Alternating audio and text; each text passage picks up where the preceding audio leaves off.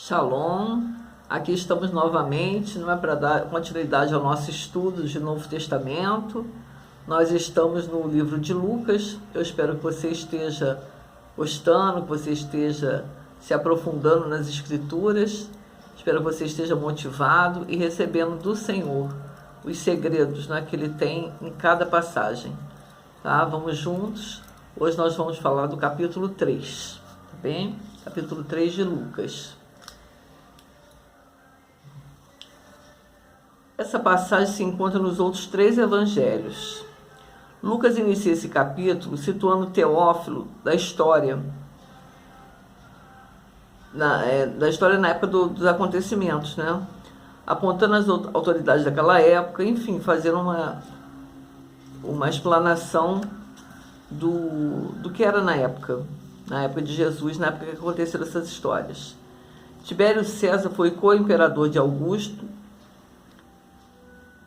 e Pôncio Pilatos, governador da Judéia, de 26 a 36 depois de Cristo. Mostra os filhos de Herodes, o Grande, governando as províncias. Anás e Caifás não eram sumos sacerdotes, porque não existiam 2 sumos sacerdotes, era apenas um. E quem era, de fato, o sumo sacerdote naquela época era Caifás. Anás, ele tinha sido deposto pelos romanos, tá? E ele foi substituído pelo seu genro Caifás. Mas os judeus continuavam considerando ele como sumo sacerdote. Ele não tinha o poder, né, como sumo sacerdote, mas tudo girava em torno dele. Ele era considerado, né? Inclusive por seu genro, que depois leva Jesus para ele também.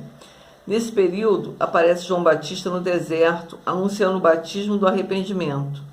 Veio preparar o caminho do Senhor, confirmando assim a profecia de Isaías, que está em Isaías 40, do 3 a 5.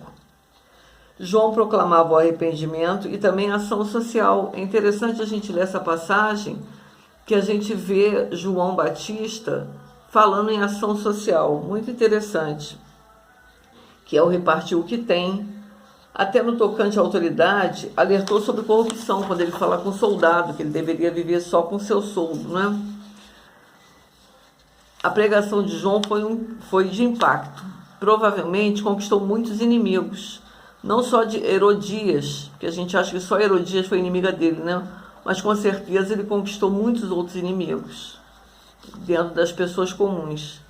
Ele anuncia que batiza com água, mas que virá um mais poderoso que batizará com fogo, fazendo referência a Jesus, o Salvador. Herodes vivia com Herodias, que foi mulher do seu irmão Filipe. E João sempre dizia a Herodes que não era lícito viver com ela. Isso fez com que ela o odiasse com todas as suas forças, decretando sua morte, quando convence a sua filha a pedir a cabeça de João Batista numa bandeja de prata, né? O batismo de Jesus também se encontra nos outros evangelhos. Lucas dá uma forma bem reduzida, ele relata de forma bem reduzida o batismo de Jesus. Em Mateus você encontrará mais detalhes. A genealogia de Jesus também em Mateus. É interessante observar que essas genealogias elas estão dispostas de forma diferente. A genealogia de Mateus vai de Jesus a Abraão, e em Lucas vai de Jesus a Adão. Os estudiosos não chegaram à conclusão com as diferenças existentes nas 2 genealogias. Em Mateus, José é filho de Jacó. Em Lucas, José é filho de Eli.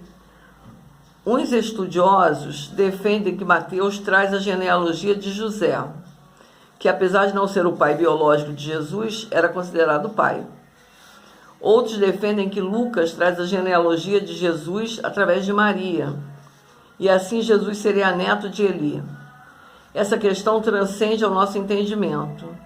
Nenhum teólogo chegou a uma conclusão. O que se pode afirmar é que Jesus pertencia à casa de Davi, tanto por parte de José como por parte de Maria, né? E a gente sabe que pelas profecias o Messias viria da casa de Davi, né? E aí tantas 2 genealogias comprovam isso. Agora, elas têm essa pequena diferença. Eu vou postar depois uma foto dessa genealogia de Lucas para você observar, tá bem?